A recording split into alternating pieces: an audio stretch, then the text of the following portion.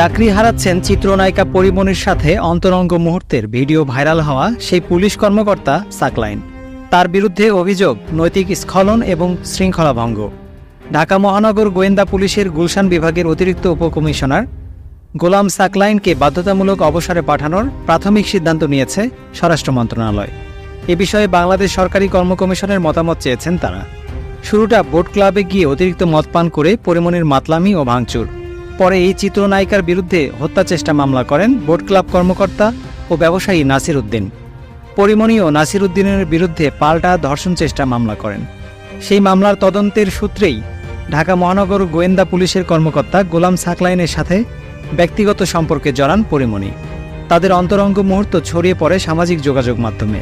সাকলাইনকে close করে গঠন করা হয় তদন্ত কমিটি।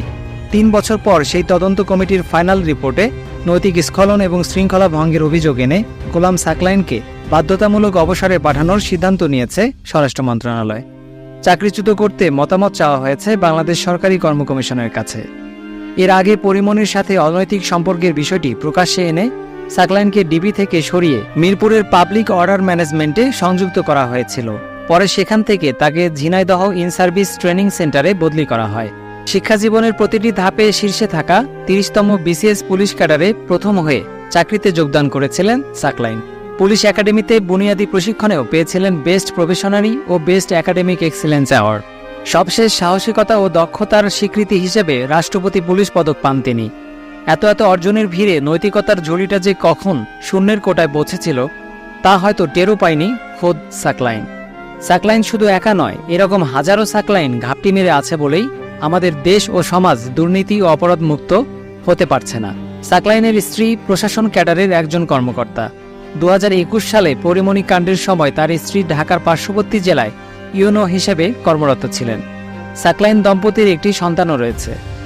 তার এত সফলতার পেছনের গল্পটা অনেক বেশি মর্মস্পর্শী।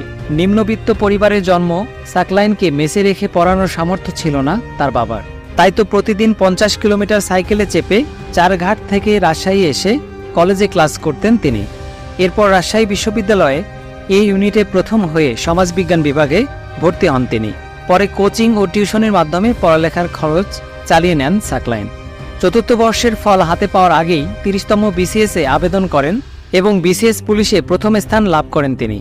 জীবনের অনেক পরীক্ষায় প্রথম হয়েছেন সাকলাইন, কিন্তু তার নৈতিকতা যে শূন্যের কোটায় ছিল তা আমাদের শিক্ষা ব্যবস্থা এবং নিয়োগ ব্যবস্থা ধরতে পারেনি কখনো।